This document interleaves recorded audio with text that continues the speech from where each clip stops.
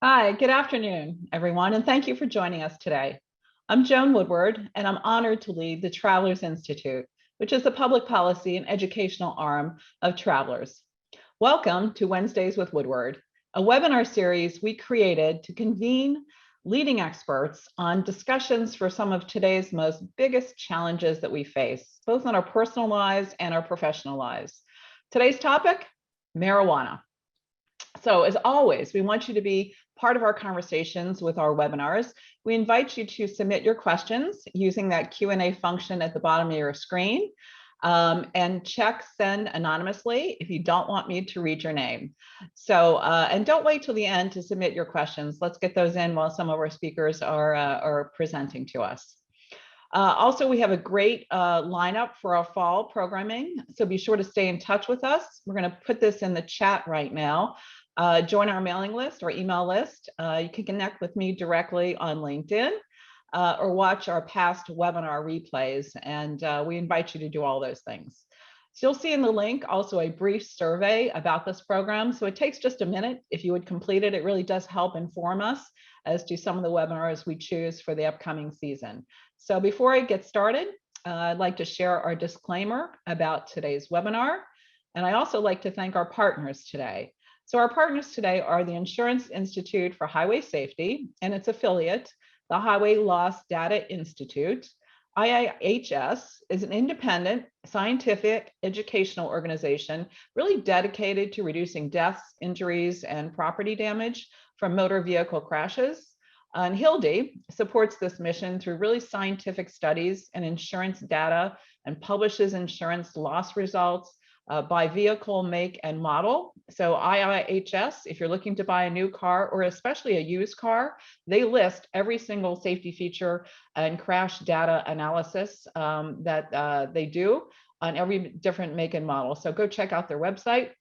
IIHS and HLDI are supported by Travelers and the entire insurance industry, and we're proud to have been a member company since 2005, sharing our data to support their research. We're also proud today to partner with the American Property Casualty Insurance Association, the primary national trade association for the home, auto, and business insurers. So it's nice to be with us today. And the Metro Hartford Alliance, the Hartford Connecticut region's economic development powerhouse. So a huge thanks to all our partners and a special welcome to their members joining us today. So let's get started. Today, we're taking a look at the impact of the legalization of marijuana on roadway safety. This is a really critically important issue for everyone out there. So you may have seen the shops popping up in your town. Marijuana has had a makeover. Pot has become out of the shadows and behind those high school gym, and it's now being sold legally in cannabis stores and dispensaries across the country. Recreational use is now legal in 19 states, while 36 states and DC have legalized medical marijuana. As it's become more widely accepted and available, marijuana use has doubled over the past decade. And now with legalization, a plethora of products have hit the market, including everything from candy to brownies to energy drinks. Regardless of how it's consumed, studies have really shown that marijuana impairs critical thinking and abilities necessary to drive safely, including cognitive, motor coordination, judgment, of course, and reaction times. So today we're going to talk about how has the legalization and subsequent increase in the use impacted our roads today. What should families, employers, parents, policymakers know to prioritize this driver safety? How might the changing legal status of marijuana and changing roadway risk impact insurability and insurance? So we have some great guests today to break it all down for us and to discuss these topics. First, joining me from Travelers is my terrific colleague, Bill Zielinski, who's Senior Vice President for Personal Insurance, Product Management, and Analytics at Travelers. Bill joined us in 2010 and is responsible for the day-to-day profit and growth of our $10 billion plus personal insurance business, managing national underwriting products across all product lines. So thank you for joining me, Bill. Also today, we have from HLDI, Senior Vice President Matt Moore, who oversees the collection of vehicle information, the production of loss data, and all research, including the legalization of recreational marijuana and its impact on the roads. Matt is the author of HLDI's recent report on the effects of legalization on the roadway safety. And lastly, joining us from the American Property Casualty Insurance Association to lend our expertise on marijuana and the insurance industry is Senior Director Christy Thiems. Christy is the author of a recent white paper on cannabis and the insurance industry. So before I kick off with our speakers, I want to get you, the audience, involved. So with a few polling questions. So you're going to see these pop up on your screen right now, and just go ahead and click to answer the question. So first question, is there a cannabis store or marijuana dispensary in or near your hometown? Do you see this? I'm driving down the street every day, walking around. Is it in your hometown? Yes, no, or you're not sure, or you're just not aware, or you're not looking for it. So this is all off the record, folks. We're not collecting this data just for our little webinar today. So yes, no, or you're unsure. And let's see those results. Okay, so more than 50% of us say yes, there is a store or dispensary near you. About 14% of they're not sure.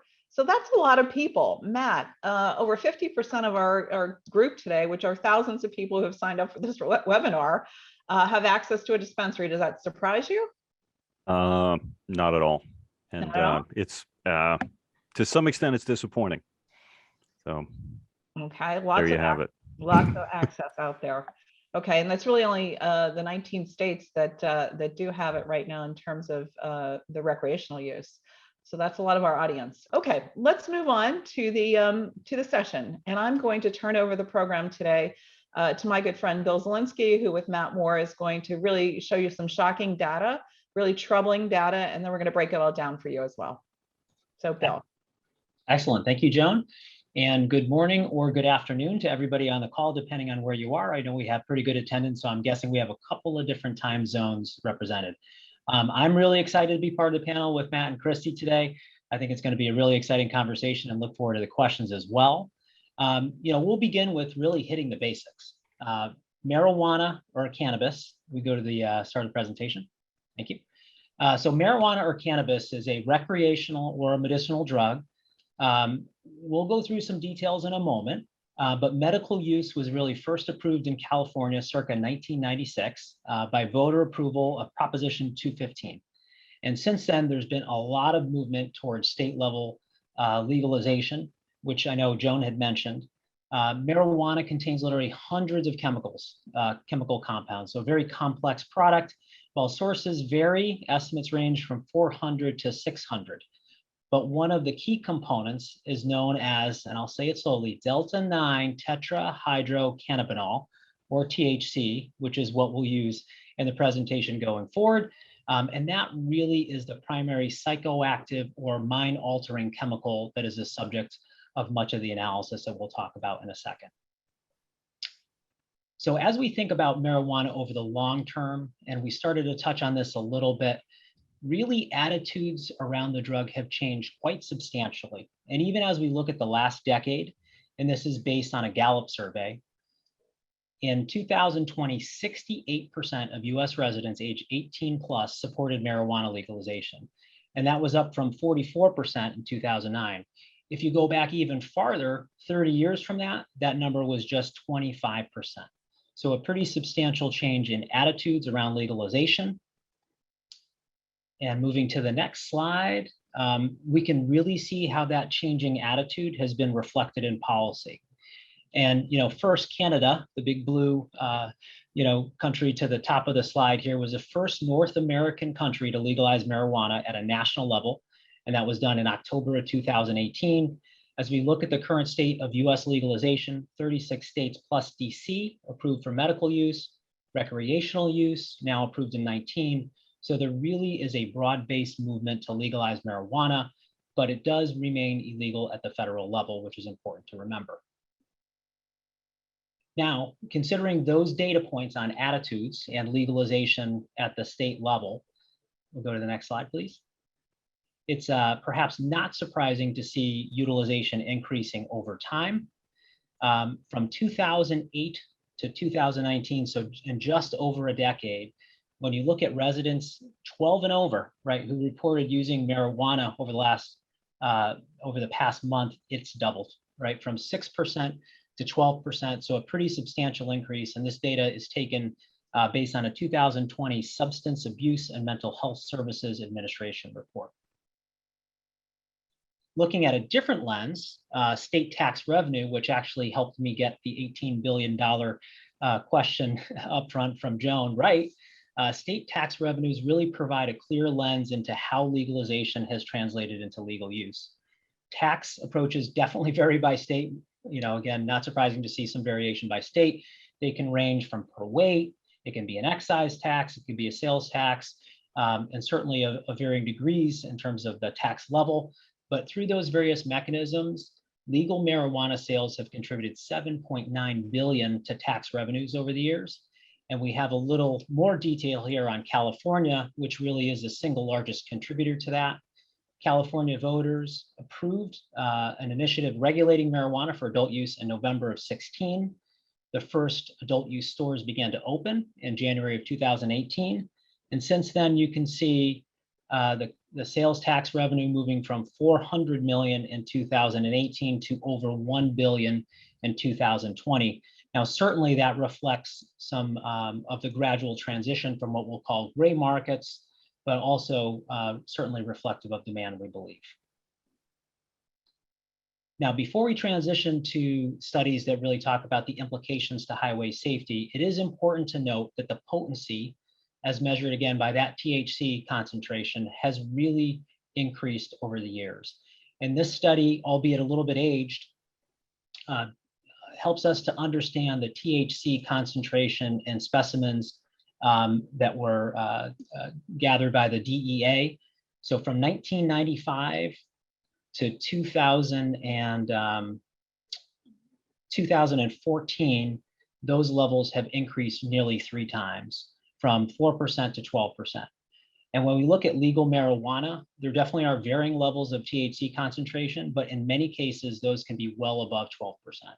So just important for us to sort of level set on the history, attitudes, a little bit of utilization, and also some of the potency that we're seeing in marijuana and how that's changed over the years. With that, I will now hand it over to Matt to walk through the analysis that was completed by the Highway Loss Data Institute, or HLDI for shorthand.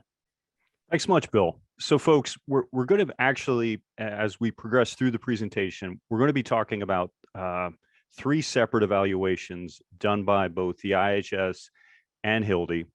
And as we step through these things, you're going to say, well, didn't I see this slide already? Didn't I already see this evaluation? And it's important to keep in mind that sort of the strength of the scientific process comes from not any one single study, but from multiple studies conducted on the same issue in different ways, doing different tests, doing multiple tests. And the strength of the conclusion comes from a preponderance of evidence. So that's part of why we're going to be sharing the types of things we're going to be sharing today, is that the importance of doing these multiple tests.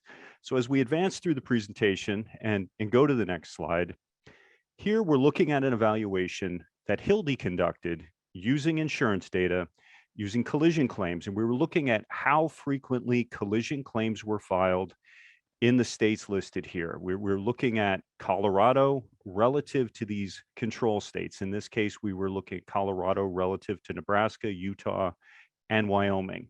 And as you can see, the first bar, looking at Colorado relative to all of those controls, we see a statistically significant increase in collision claim frequency of over 7%. In addition to that, when we look at Colorado relative to the individual controls, we see a comparable result, although the result in Wyoming is a little bit lower. So, multiple tests all telling us the same thing, that the legalization of marijuana for recreational use is associated with or correlated with an increase in collision claim frequencies. And of course, that's a relevant metric for the insurance industry, but it's also to some extent a leading indicator from a highway safety perspective. Collision claims are also often associated with crashes, sometimes very dangerous injury-producing crashes. We're going to take a look next at an evaluation of, here we're looking at Washington State. Washington was the second state to legalize marijuana for recreational use. We compared Washington to Idaho and Montana. As you can see here, looking at Washington relative to both states, an increase of 5.6% in claim frequency, some variability in terms of the individual effect, but again, same answer, an increase of risk associated with the legalization of marijuana. We're going to next look at Nevada and a fairly comparable result to the result that we got for Washington State. Here, the overall effect was an increase of risk, increase of collision claim frequency of 5.4% with little variability between the two control states. Now, as we advance, here's sort of the first clinker in the analysis. And again, underscoring the importance of doing multiple tests and doing multiple tests at different points in time, at subsequent points in time. Here we're looking at Oregon relative to Idaho and Montana, and we get a fairly different answer. Not only does this answer vary from the other states we evaluated, it is a different answer than we got the last time we did this study. And so it's an important thing to keep in mind is that over time, these effects can and do change. And that could be perhaps due to changes in behavior or other things in the environment, in the driving environment, we're unable to control for. So as we move on, this was an attempt to try to understand the effect of the legalization of marijuana for recreational use on claim frequencies over time. And the very interesting thing is, if you look at Colorado, Washington, and Oregon, what you can see is as we look at individual time slices, we can see a fairly consistent reduction in the measured increase in claim frequency. In contrast, Nevada, which in the HLDI analysis was one of the most recent states that we studied, there we can see an increase in effect. And to some extent, that's consistent with what we initially saw with Colorado when they first legalized. So again, it just underscores the importance of consistently or continuously monitoring and evaluating it until you're able to come up with firm and strong conclusions. But with all of these estimates considered, it's clear that at the onset of legalization, risk definitely increased, and it does persist for a considerable period of time. Next slide, please. Back to you, Bill.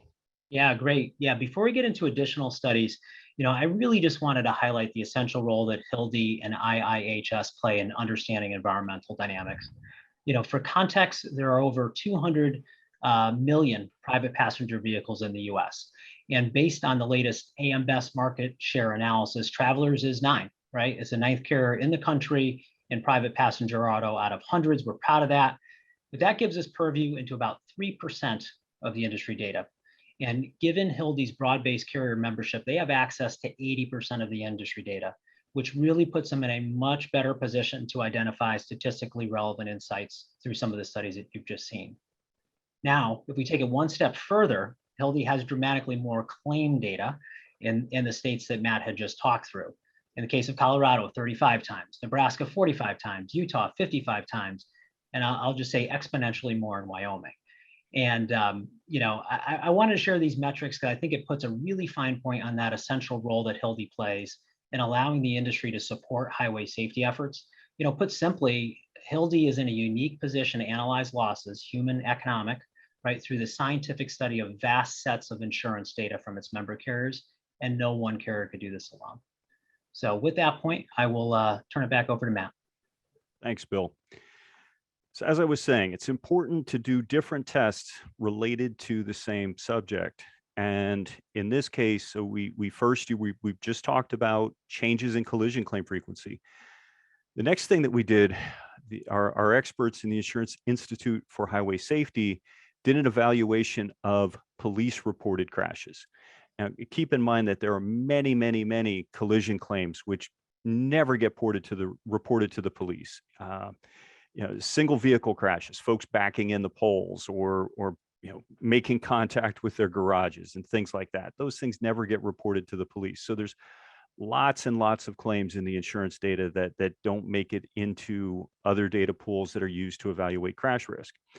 And so we wanted to use police reported crashes in these same states because police reported crashes are often more severe.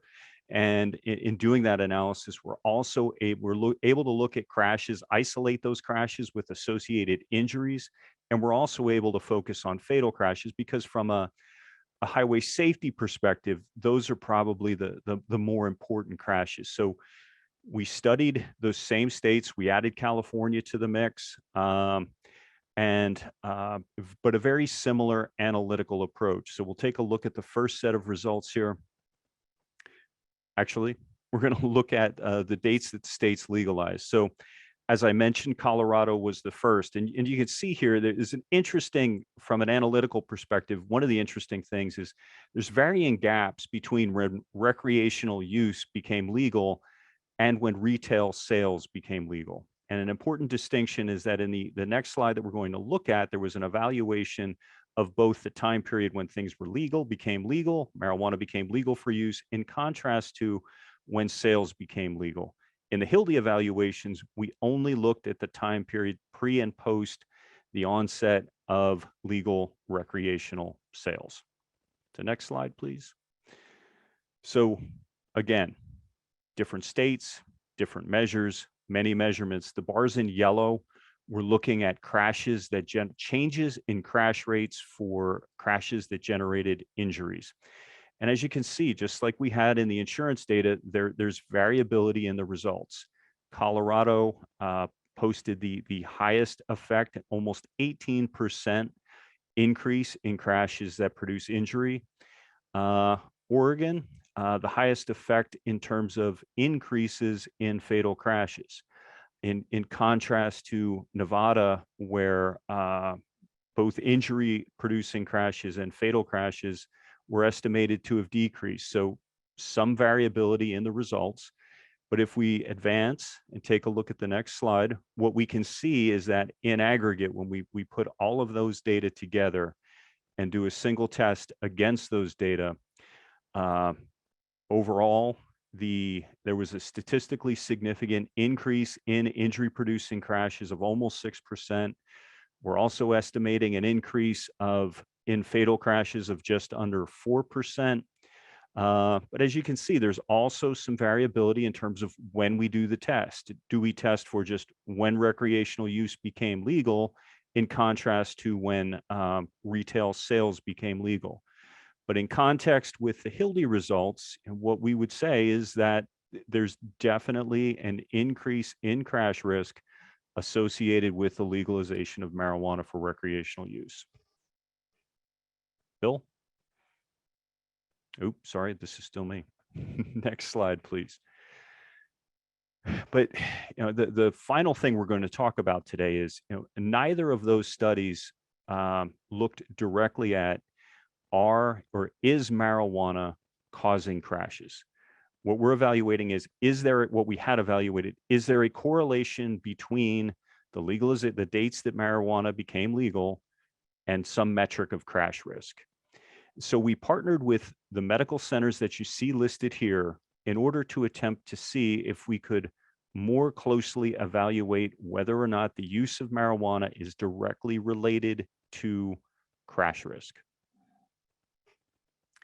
So what we did was we looked at folks who came into emergency rooms, and the study population was a population of drivers who had crashed, and we compared those drivers to quote unquote control drivers or a control population. And these were folks that were in those same emergency rooms, not as the result of a crash or not as a result of some kind of misfortune, which may have been related to impairment. This is the distribution of ages. And as you can see, and to me, this is somewhat interesting. The distribution of ages is similar. However, when we take a look at the distribution of genders on the next slide, what we can see is there were more men in the crash population. And that's very consistent when we look at, say, fatal crashes. Men are overrepresented in the crash population and very much overrepresented in terms of the most severe crashes.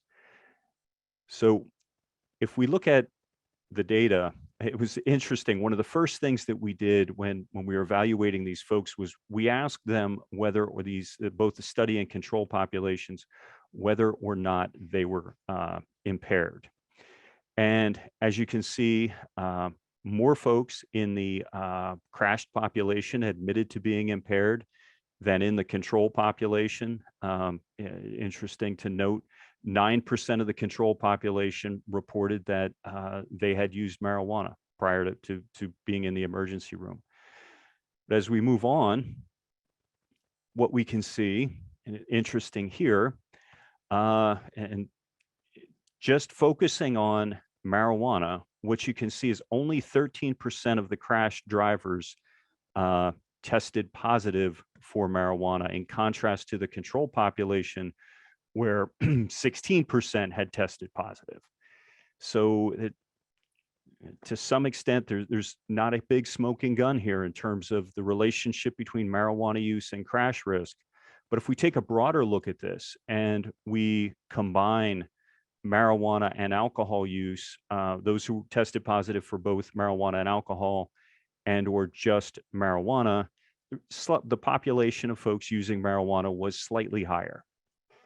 And the other interesting takeaway, and I think it underscores the importance of the fact that, impairment is still a big issue. You can see that alcohol, 6% of the crash population, in contrast to the control population, where it was just 2%. So although there's not a real smoking gun here in answer to the $19 billion question about the relationship between marijuana and crash risk, I think that this study, although it doesn't scream that marijuana is a problem, I believe it screams that impairment is still a big problem. And as we move on and we take a look at alcohol deaths in the driving population, what we can see is we've made a lot of improvements over time between 1982 and 1999, a big decrease in alcohol impaired drivers. However, it's important to point out as we progress in the presentation that the drivers who test positive for alcohol or test impaired are still 28% of driving fatalities. That's a big number. And I think our tendency is to think that we've solved the alcohol problem, and we haven't. And I think an important takeaway from this slide, in the context of the last slide on the evaluation of the relationship between marijuana and crash risk, is that if we simply focus on impaired driving or enforcing the alcohol laws that we have on the books and use those mechanisms that are in place to enforce alcohol, we can probably help reduce some of the crashes, some of these very serious crashes that are marijuana related. Because a big problem that we face is that the science really isn't settled in terms of the relationship between marijuana and impairment. At the start of the webinar, Joan was talking about some of the problems related to marijuana, and those are all true. But the problem is we don't know exactly what the relationship is between any of those impairments and tested THC levels. And additionally, unlike marijuana, we don't have a good rapid test that we can use, that police officers can use in the field. So that concludes my piece of the presentation, and now I'm going to turn it over to Christy. Thank you, Matt. And Joan, thank you for using your platform to address this important issue. As Matt mentioned, marijuana impairment is not like alcohol impairment, and many people are not aware of that or maybe aware of why. With marijuana, there is not a clear correlation between impairment and the amount of THC in a user's system. And the amount of THC can actually peak before a user feels impairment, and it may actually remain in their system much longer, up to 30 days, so long after impairment is subsided. This means that a positive drug test is not an indicator of current impairment necessarily. Additionally, the length of time it takes a user to experience impairment can vary based on several factors, including how the marijuana is consumed. For example, edibles, gummy bears, brownies, all that new fun stuff takes longer for the body to process than smoking or inhaling the THC or the marijuana. And there's presently no objective standard for marijuana impairment. Consequently, there's also no reliable scientific test to test for marijuana impairment. So how do we develop an impairment standard?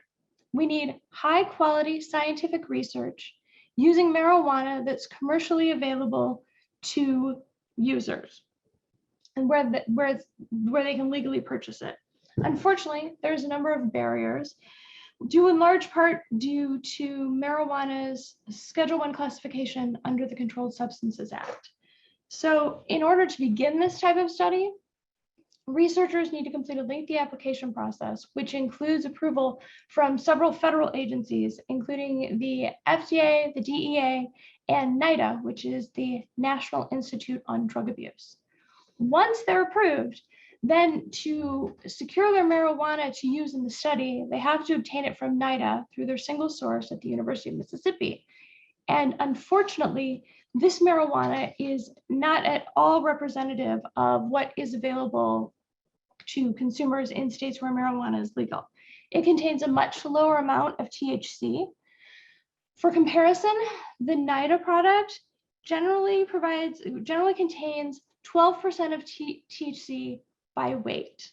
Compared to states where marijuana is legal, consumers can purchase flower that contains 20 to 30% THC and concentrates that contain 60 to 90% THC. The DEA is beginning the process on adding additional growers, authorized growers, but it's been in the works for some time and we're not quite sure when we're going to get there. So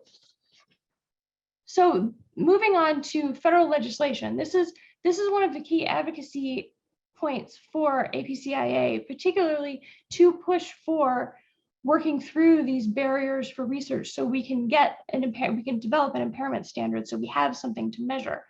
And so if you see on this slide, there are a few provisions in the, there were two provisions in the infrastructure bill passed by the US Senate. The first one, it required a report to be created investigating these barriers to research so that everyone was aware of how hard it is to do this sort of research. The second encouraged states that have legalized marijuana to develop public education programs. We find that people still aren't aware that driving while high is as dangerous as driving while drunk or driving while texting. In fact, some longtime users will tell you that they think they drive safer when they're high, which is not in fact the case. There were also provisions in the appropriations bill that include support for research. That includes research on the health effects of marijuana, marijuana's impact on public health, and the development of an impairment standard. It also provides support for increased law enforcement training that would train officers to be better able to detect impairment until we're able to establish an impairment standard. The last item on this slide does not relate to impairment, but it does relate to the insurance industry. A common question that we receive from states that have legalized marijuana is, how can we encourage carriers to provide insurance to our state's legal marijuana industry? And the key obstacle keeping insurers from entering into these markets is the Schedule I classification under the Controlled Substances Act again. It makes use and sale of marijuana illegal at the federal level, and that doesn't make any allowances for medical marijuana and doesn't make any allowances for states that have legalized marijuana. The federal criminal statutes further expand that so that it includes the transmission or transportation of funds that are known to have been derived from the distribution of marijuana. So say if a marijuana dispensary wants to buy insurance. So this would put insurance companies at risk of federal prosecution for what would be considered aiding and abetting a criminal enterprise. This is why there's a great deal of interest in the Safe Banking Act that you see there at the bottom of the slide. It was originally established for banks only, but the insurance industry advocated for its inclusion as well. So now the bill proposes a safe harbor from federal prosecution for financial services providers seeking to provide services to the legal marijuana industry. It's passed the House twice and been held up in the Senate. There is also the Claim Act, which was introduced in the Senate, but that is based primarily for insurance and doesn't necessarily include all of the other banks and financial service providers as the Safe Banking Act does. And just to wrap up, I would like to highlight some of APCIA's consumer education pieces that we've done, APCI and its members are concerned with the safety and protection of consumers. So on here, you'll see just a few of the items that we've produced that highlight the aspects of marijuana legalization and road safety. We provide social media messaging on all platforms to encourage safe driving behaviors. We provide social media messaging and graphics for our members and partners, which includes data, including safety data like we saw from Hildy today. And we also work with media outlets. As you'll see, there's an op-ed there that was produced for July 4th for reminding drivers to be safe and not use marijuana or alcohol and then get behind the wheel. And finally, we generate newsletters and education materials to share with policymakers on the Hill. And we use those most recently to support the infrastructure bill. And that's the end of my slide. So I'll turn it back to Joan. All right, Christy, Bill, and Matt, that was just fantastic. Really, really excellent research and data for us to distill and chat about. So let's get right to it. We have a number of audience questions that have come in. I'm going to take a few first. So Matt, let's talk about your research. You showed clearly an uncertain effect, right, of the crash risk with the use of pot. Yet common sense tells us all that reaction times are slowed with use of this substance. So is this a testing issue? Does it vary from person to person? I mean, in the alcohol world, we have a certain level of alcohol that is, considered safe or considered unsafe. Is there a certain level, and how do we get to that testing? How do we crack that nut? Yeah, Joan, you're 100% right. So the science is fairly settled with regard to the relationship between alcohol as tested in the blood and impairment. We know and understand that. I mean, there's some variability in terms of state laws and alcohol levels, but in general, it's alcohol's bad from a driving perspective, and the law is settled there. Big issue with marijuana is that we can test positive for THC days, weeks after having used. So there's not a good test because of the persistence of THC in the system. It complicates the testing issue. It complicates any study that relies on testing, because someone can quote unquote test positive and have had used the substance days or weeks before. So what's needed, we need a good scientific test that we can all believe in. And there's lots of work going on in that space, but at this point, we still don't have a good, reliable test. One of the best things, or one of the things that's more commonly used today, is police officers specifically trained for the purpose of identifying folks who are under the influence of marijuana. They're referred to as drug recognition experts. But lots of training involved, lots of cost involved in that. And the same thing with regard to coming up with a scientific test. It's going to require a lot of money. And at this point, perhaps if we put a moratorium on additional states legalizing and don't allow additional legalization until the science and a test is settled, perhaps that would get us there much quicker. But I don't think that's going to happen.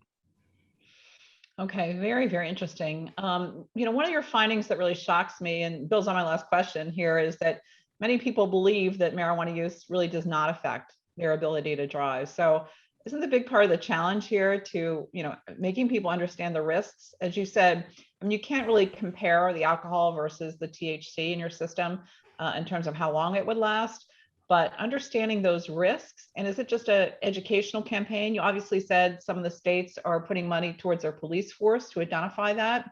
Are most states doing that, the ones that have legalized it, or just a few right now? It's interesting. As I understand it, Colorado is sort of leader of the league with regard to drug recognition experts. But it's, there is a lot of interest in figuring out how to enforce these laws, because there is broad recognition that marijuana is an impairing substance. All those billions of dollars aren't being spent on a psychoactive substance that doesn't have an effect. And yeah, it's when trying to think about why that final study that I shared doesn't show a sort of conclusive link between marijuana use and crash risk. I think one of the things we need to consider is there's always multiple factors with regard to crash risk. And on one hand, there's what effect does the substance have on the likelihood that you will engage in behaviors that might put you in a crash critical situation versus how well will you handle a crash critical situation. And NHTSA did some simulator studies where they dosed drivers with alcohol, marijuana, or alcohol and marijuana. And one of the really interesting findings from that was they found that folks that were just dosed with alcohol, the amount of speeding went up by over 170%, whereas those who were dosed with alcohol, no change. By contrast, those who were dosed with marijuana, no change. Yeah, no change. Those who were dosed with marijuana were 40% more likely to be driving below the speed limit, in contrast to no change in behavior for those who were dosed with alcohol in terms of their likelihood of being below the speed limit. So, if you think about the extent to which speed contributes, just looking at that one aspect of driving, speed increases the likelihood that you'll be in a crash critical situation. And then if you think about the study on injury risk, decreased speed also decreases the likelihood that you will be injured if you do get in a crash. And so it's a complex issue. And drugs impact different people in different ways. Yeah. And it's very uneven, right? In terms of what's in those substances, you just don't know sometimes, or all the time. You really don't know, right? What's actually in them. You have to trust the people you're buying them from, I suppose. So Christy, let's go to you. Let's talk about what's in them. Many consumers really are unaware of those innocuous looking candies and cookies and I guess beverages that are sold in cannabis shops now. And they have a higher concentration, I believe you said, and your blood absorption level is faster. Talk to us about that a bit, because I think people don't realize that. Well, and I think you're right, Joan. Marijuana is available in so many different forms now, and also it's much more potent than it was back in the 70s when other people when it was still illegal and people were using it in the gym underneath the bleachers. But so yes, it's a higher concentration, and each type of way that you consume it is processed differently by your body. So it's sort of like, like the drinks, the smoking can take effect quicker, but the edibles, like the brownies, the cookies, the gummy bears, those take longer. So you can't necessarily, even experienced users have indicated that they're overwhelmed. Sometimes you hear these stories when people first try edibles and they don't kick in right away, so they eat more and more, and then all of a sudden it kicks in and they're too far gone, so to speak.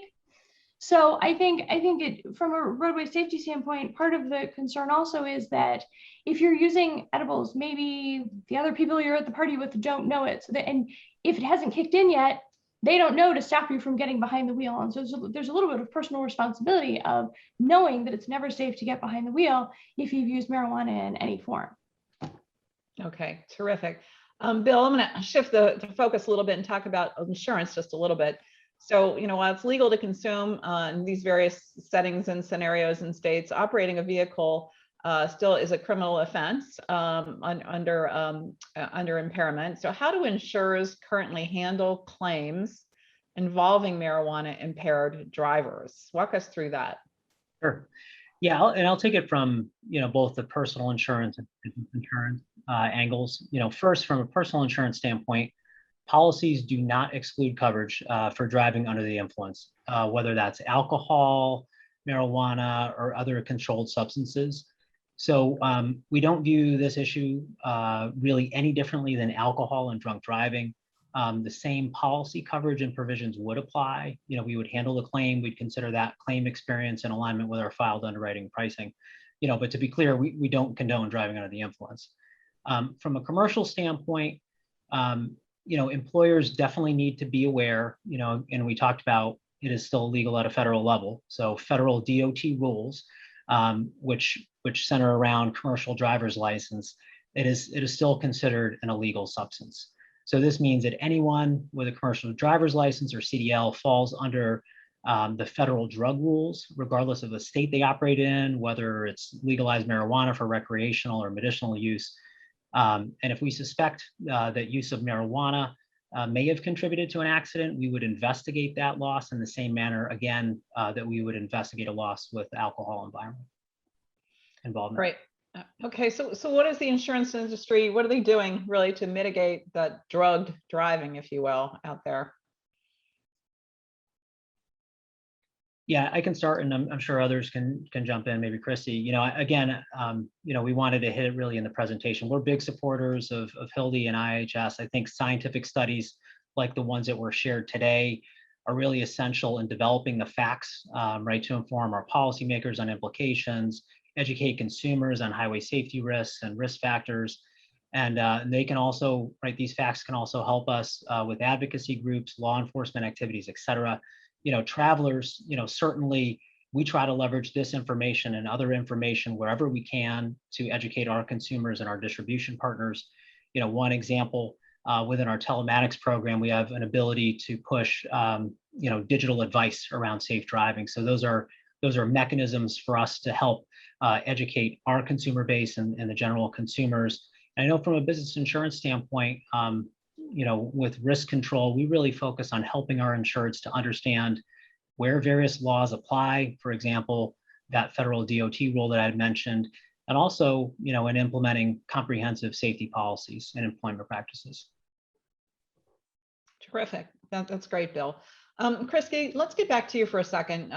Cannabis is still illegal at the federal level, right? And you're talking about all the ways you're working with Congress, which is amazing to hear how much work you've done so far to get this in these bills to allow the insurability of this industry, this $20 billion industry, probably more every year. So how is it going to happen? Do you believe it'll happen in the next year? And are these dispensaries in places in the states that it's legal, are they operating without insurance on their buildings and on their products right now? There are some small state carriers that are comfortable picking this up. I think there's a little bit of a concern also with people crossing state lines and that sort of thing. But the until I find it really interesting with the whole marijuana issue. In certain cases, it's very black and white, right? And in this one is, as long as it's illegal at the federal level, it's a problem. It's a problem for the insurance industry. It's a problem for the insurance industry to get into that market. I think there probably are a lot of carriers that would be interested in being in the market, but while it's still illegal, there's very little that can be done. This being the second time that the Safe Banking Act has passed, there is a lot of optimism that we might see something happen in the next year. I think at some point. I think some point something's going to have to happen. There was a story about somebody who owned a dispensary and had to go pay his taxes in California, and he could only pay it in cash. And so he had to drive with a backpack of like $3 million to the state office so he could pay his taxes. So this financial services issue needs to get resolved, and the insurance industry is a part of that. So we're optimistic. Not sure if it's going to happen this year, but hopefully we'll see something soon. Okay. Now we're going to go rapid fire to audience questions. So thank you for putting so many in the Q&A to our audience. Ronnie Cupton with the Insurance Services Group in Washington State says he's interested, Matt, to know more about the actual devices that are being used to prove someone is driving high. Is there a test kit of some sort that states are using, especially I guess in Washington? In some places, there has been some success with field tests of saliva, but again, the science just is not settled. There's not a device that is widely accepted that would be on par with the breathalyzer used for alcohol. Okay.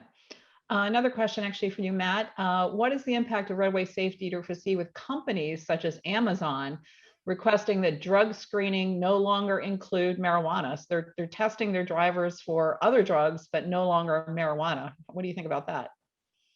Not good. It's an impairing substance, and kind of setting up structures or policies that enable people to use impairing substances while operating motor vehicles can't be good. I'd be happy to jump in here. I recently read an article about that. By the way, some of the numbers are staggering, right? Amazon, I think as of June, had 950,000 employees. I thought we had a lot with 30,000 at Travelers. So, quite a large number. And yeah, that change in policy is probably a little bit troubling. But, just tying back to understanding the laws, if you read underneath the headlines, it specifically excludes roles where you have to do that type of drug testing. And so, we know a component of their workforce, right, are on the roads, are subject to those CDL requirements. So I think that's a little texture underneath it. But yeah, certainly an interesting change in approach. Okay, Christy, this one's for you. So Laura Holzhauser with W3 Insurance is asking, we're always asked about hiring employees who carry a medical marijuana card. What are your thoughts on that? Well, this would definitely be an area to review with a local employment attorney. The laws surrounding this issue vary widely from states that require you to allow someone, who uses medical marijuana to even do it on the premises. There's only like 1 or 2 states that does that. Then there are other states that, don't force you to hire or allow you to terminate once you find out. So it does vary. And it's a rapidly evolving situation. There have been cases working their way through the courts, so it can kind of change at any minute. So it's one of those things you want to check out with an employment attorney. But I think probably the marijuana card maybe not an issue, but like you're not, most states will say you don't have to allow it on your premises and things like that. So, but definitely check with an employment attorney. Okay. Another question here about distracted driving and marijuana. So Matt, I guess this is for you. In your research, was distracted driving, considered in a correlation to these cases too, or you didn't control for distracted driving? We did not control for distracted driving in those studies. Okay. Is there any studies out there that show people who are high are more likely to be on their phones, or nothing you've seen yet? And we know just in general that one of the impairments that comes with the use of marijuana is decreased and divided attention. But there's no studies that I'm aware of indicating that marijuana leads to an increase in distracted driving. Okay. Someone asked, should we be more worried about people driving high or driving drunk? Yes. Oh, yeah.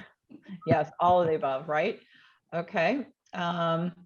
Martha Vargas here with Vargas Agency in Colorado. She asked, Colorado is trying to start marijuana delivery. How do you think insurance will work in this situation? So kind of like DoorDash, you can call up your DoorDash person and get delivered marijuana. How's that going to work with a car insured? Bill, do you? I might refer to Christy on this one. I study the nuances in personal insurance, but this one is a little bit beyond me. Christy? That's one of those things where I think at the outset, and I know there are a couple of states that are already doing that.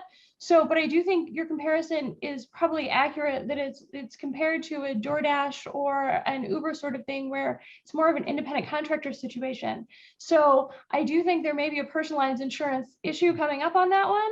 But at this point, it's one of those details that doesn't always get worked out at the front end, and you're going to have to deal with it on the back end. Okay. A couple of people just are commenting marijuana is not going away. So the insurance industry, the banking industry, and society in general need to live with it. So I want to be fair and just read the comments that are coming in.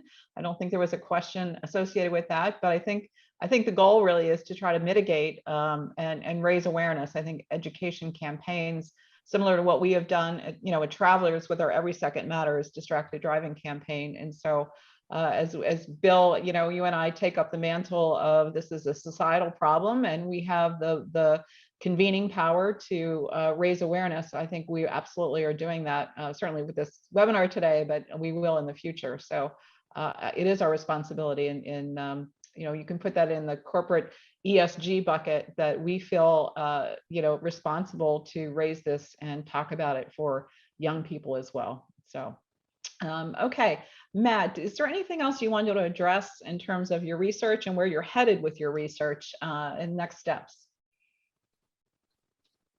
Next steps. We're going to continue to evaluate, conduct tests, look at ways that we can study this issue in order to try to come up with a comprehensive understanding of what the relationship is between marijuana and crash risk, and we'll continue to sound the call around, you know, the risks associated with the problem, not just the problem of marijuana impairment, but alcohol and marijuana impairment, and, you know, polysubstance abuse, not just marijuana and alcohol, but other forms of drug use are on the rise as well. And if we want to take a big bite out of the pie that is the crash death problem, this is a problem that has to be addressed. Yeah, and actually just leading into kind of some of my closing remarks, we're going to have a webinar on November the 3rd about opioid crisis. And the opioid crisis, you know, was accelerated during the pandemic. A lot more people took that up, which is very, very concerning. So do you have any thoughts, Matt or Bill or Christy, about opioid use and roadway safety? Well, I know from a workers' comp standpoint, there's been a lot of talk of potentially even using marijuana to treat opioid use disorder. And that's another one of those things where the science is still out there. And I'm not sure that we want to jump from opioids into marijuana when we don't necessarily have the research to back that up. Agreed, agreed. Okay, we have come kind of to our time here, and I'm going to let our audience know about a couple of programs we have coming up. I want to make sure you get registered for those. They're really going to be quite interesting. But first, let me thank Christy, Matt, and Bill. This has really been informative, and I would like to invite you back, you know, next year to talk about more research and where we have gone with the legislation, et cetera. This is a very important topic for our industry, and so we will stay on top of it. I will promise you that. So Bill, Christy, and Matt, thank you for your thoughts and your expertise. Now I just have up on our screen here, we have a number of really terrific programs coming up. First, on October the 6th, we're going to talk about cyber crime, and we have a terrific Department of Justice attorney to come and talk about prosecution. You know, our CEO, Alan Schnitzer, was invited to the White House by President Biden and sat down with other technology CEOs just a few weeks ago to talk about the rise of cyber crime in our country during the pandemic with people working remotely. Claims are up. We see it every single day, and the cyber product that we sell. So come join us on October the 6th. Then October 20th, I'm going to speak with Pat Gee, his everything technology with the claim process. So drones, the use of drones and other technology for commercial business insurance as well as personal insurance. So you don't want to miss that. And then October 27th, we're going to host our Chief Underwriting Officer, my friend Rick Keegan. And you don't want to miss this if you're insurance industry. Rick is going to talk to you about how we assess risk with the new normal post-pandemic. And Rick is a terrific person to hear as he talks about underwriting in our new normal. And then, as I said, November 3rd, we're going to be joined by experts at the Milken Institute to talk about the opioid crisis in the US.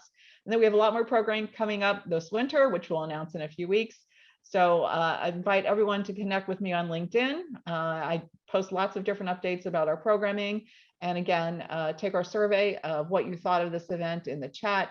We really appreciate, again, our speakers, our partners. Stay safe out there, my friends. Get your vaccines, and we'll all hope to be back to normal shortly. Take care. Have a good day.